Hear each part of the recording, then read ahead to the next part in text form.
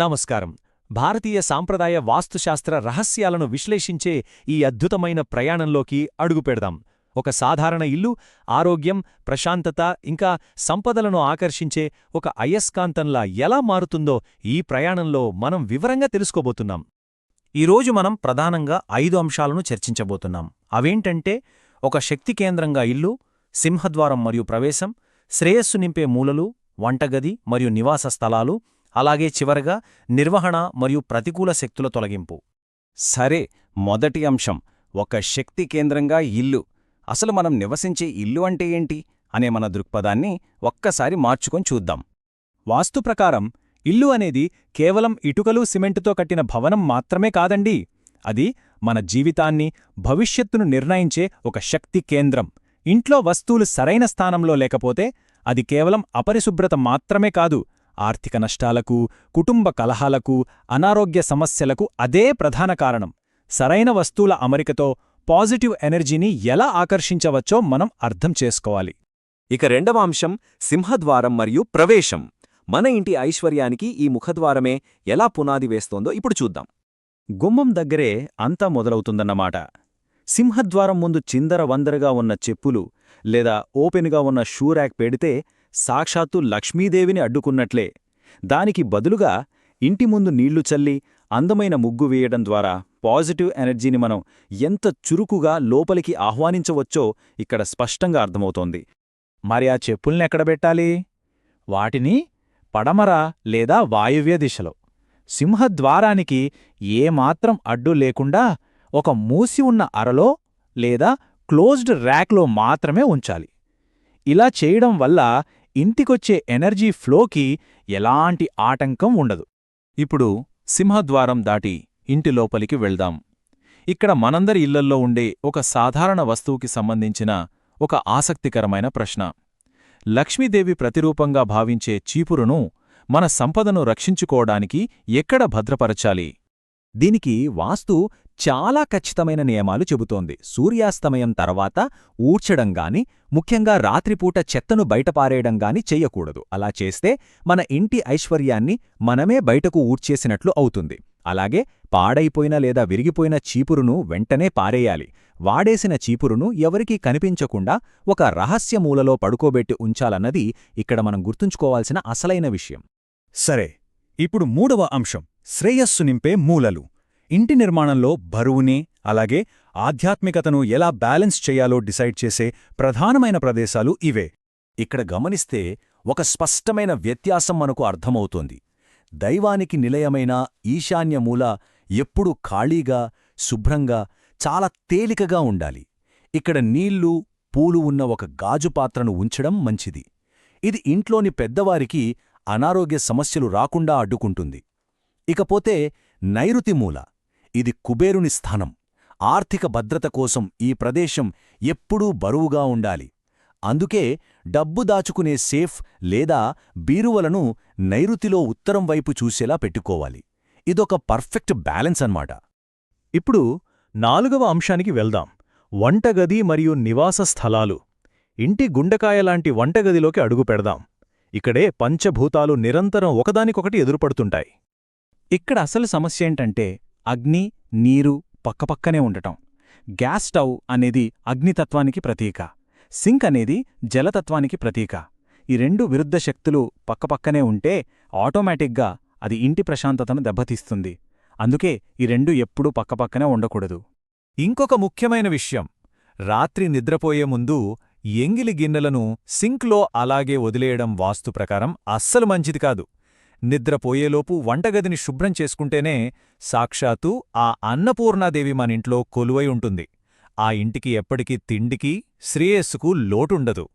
ఇక నివాస స్థలాల విషయానికి వస్తే, మన ఇంటి గోడలపై ఉండే పెయింటింగ్స్ లేదా ఫోటోలు కేవలం అలంకారం కోసం మాత్రమే అనుకుంటే పొరపాటే. అవి మన మనసుపై, ఇంటి వాతావరణంపై చాలా తీవ్రమైన ప్రభావాన్ని చూపిస్తాయి. యుద్ధ సన్నివేశాలు, ఏడుస్తున్నట్లు ఉండే ముఖాలు లేదా ముళ్లచెక్కల ఫోటోలు మనలో ఆందోళనను పెంచుతాయి. వీటికి బదులుగా పచ్చని ప్రకృతి, ప్రవహించే నదులు, చిరునవ్వుతో ఉన్న దేవుని చిత్రాలు ఇంట్లో ఉంచుకుంటే భలే ప్రశాంతంగా ఉంటుంది కదూ. ఈ వాల్ డెకరేషన్తో పాటే అద్దాల అమరిక గురించి కూడా తెలుసుకోవడం చాలా ముఖ్యం. ఎందుకంటే ఇవి ఇంటి శక్తిని రెట్టింపు చేస్తాయి. అసలు పడకగదిలో అద్దాలను తప్పుగా అమర్చడం వల్ల జరిగే ప్రమాదాలేంటో తెలుసా? మనం పడుకున్నప్పుడు మన ప్రతిబింబం అద్దంలో కనిపిస్తే అది మానసిక ఒత్తిడికి, తీవ్రమైన ఆరోగ్య సమస్యలకు దారితీస్తుంది. అందుకే అద్దాలు ఎప్పుడూ ఉత్తరం లేదా తూర్పు గోడల వైపే ఉండాలి. ఒకవేళ వాటిని మార్చడం కుదరకపోతే రాత్రిపూట ఆ అద్దంపై ఒక చిన్న గుడ్డ కప్పేయండి. ఇది చాలా సింపుల్, ఇంకా పవర్ఫుల్ సొల్యూషన్. సరే, ఇక ఈ విశ్లేషణలో చివరి అంశం 5వ విభాగం, నిర్వహణ మరియు ప్రతికూల శక్తుల తొలగింపు. మన ఇంట్లోంచి తక్షణమే బయటపడేయాల్సిన వస్తువులు, ఇతర విషయాల మీద ఇక్కడ దృష్టి పెడదాం. ఇక్కడ గమనించాల్సిన ఆశ్చర్యకరమైన విషయం ఒకటుంది. ఇంట్లో నీరు కారే కుళాయిలు లేదా గోడల మీద పట్టిన బూజు, ఇవి చూసేందుకు చాలా చిన్న సమస్యలా అనిపించచ్చు. కాని ఇవే మన ఆర్థిక నష్టానికి, చెడు నిర్ణయాలకు దారితీస్తాయి తెలుసా? అలాగే డస్ట్బిన్లను ఈశాన్యం లేదా ఆగ్నేయంలో అస్సలు పెట్టకూడదు. వాటిని ఎప్పుడూ దక్షిణ లేదా నైరుతి దిశలోనే ఉంచాలి. అంటే మన ఇంట్లో ఉండే ప్రతి చిన్న లోపం వెనుక ఒక పెద్ద వాస్తు పరిణామం ఉందన్నమాట. అలాగే ఇంట్లో ముళ్ల మొక్కలు పెంచితే అనవసరమైన కుటుంబ కలహాలొస్తాయి. వాటికి బదులు తులసి, మనీ ప్లాంట్ లేదా దేవుడికి పూజించే పువ్వుల మొక్కలను పెంచండి. ఇది మన ఇంటికి ఒక పాజిటివ్ ప్రొటెక్షన్ షీల్డ్లా పనిచేస్తుంది. ముఖ్యంగా ఇంటి పెరట్లో ఈశాన్యం వైపుండే తులసికోట మొత్తం మన ఇంటికి ఒక అద్భుతమైన రక్షణ కవచం అనడంలో ఎలాంటి సందేహం లేదు. ఇంకొక అతి ముఖ్యమైన విషయం, మన ఇంట్లో వెంటనే తీసేయాల్సిన వస్తువులు కొన్ని ఉన్నాయి. ఆగిపోయిన గడియారాలు, పగిలిన అద్దాలు, విరిగిపోయిన దేవుని విగ్రహాలు, అసలు పనిచెయ్యని ఎలక్ట్రానిక్ వస్తువులు. ఇవి ఇంట్లో ఉంటే మన ఎదుగుదల పూర్తిగా ఆగిపోతుంది. ఈ పాడైపోయిన వస్తువులు నెగటివ్ ఎనర్జీని అమాంతం పెంచేస్తాయి కాబట్టి వాటిని ఏమాత్రం ఆలోచించకుండా వెంటనే ఇంట్లోంచి తొలగించాలి. చూశారు కదా, కేవలం చిన్న చిన్న మార్పులు చేయడం ద్వారా మన ఇంటిని నెగటివ్ ఎనర్జీ నుంచి కాపాడుకుని ఆరోగ్యం, ఆర్థిక సమృద్ధికి కేంద్రంగా ఎలా మార్చుకోవచ్చో. చివరగా ఒక్కసారి ఆలోచించండి.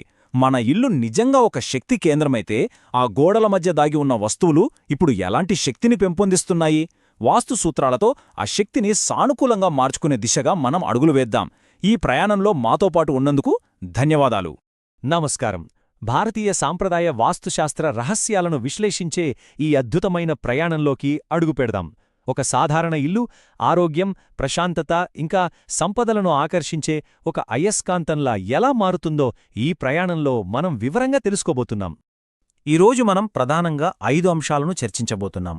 అవేంటంటే, ఒక శక్తి కేంద్రంగా ఇల్లు, సింహద్వారం మరియు ప్రవేశం, శ్రేయస్సు నింపే మూలలు, వంటగది మరియు నివాస స్థలాలు, అలాగే చివరగా నిర్వహణ మరియు ప్రతికూల శక్తుల తొలగింపు. సరే, మొదటి అంశం, ఒక శక్తి కేంద్రంగా ఇల్లు. అసలు మనం నివసించే ఇల్లు అంటే ఏంటి అనే మన దృక్పథాన్ని ఒక్కసారి మార్చుకొని చూద్దాం. వాస్తు ప్రకారం ఇల్లు అనేది కేవలం ఇటుకలు, సిమెంటుతో కట్టిన భవనం మాత్రమే కాదండి. అది మన జీవితాన్ని, భవిష్యత్తును నిర్ణయించే ఒక శక్తి కేంద్రం.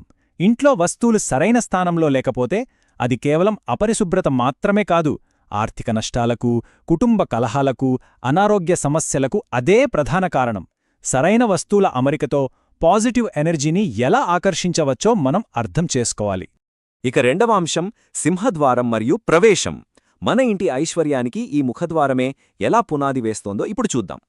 గుమ్మం దగ్గరే అంతా మొదలవుతుందన్నమాట. సింహద్వారం ముందు చిందరవందరగా ఉన్న చెప్పులు లేదా ఓపెన్గా ఉన్న షూరాక్ పెడితే సాక్షాత్తు లక్ష్మీదేవిని అడ్డుకున్నట్లే. దానికి బదులుగా ఇంటి ముందు నీళ్లు చల్లి అందమైన ముగ్గు వేయడం ద్వారా పాజిటివ్ ఎనర్జీని మనం ఎంత చురుకుగా లోపలికి ఆహ్వానించవచ్చో ఇక్కడ స్పష్టంగా అర్థమవుతోంది. మరి ఆ చెప్పుల్నెక్కడ పెట్టాలి? వాటిని పడమర లేదా వాయువ్య దిశలో, సింహద్వారానికి ఏమాత్రం అడ్డు లేకుండా ఒక మూసి ఉన్న అరలో లేదా క్లోజ్డ్ ర్యాక్లో మాత్రమే ఉంచాలి.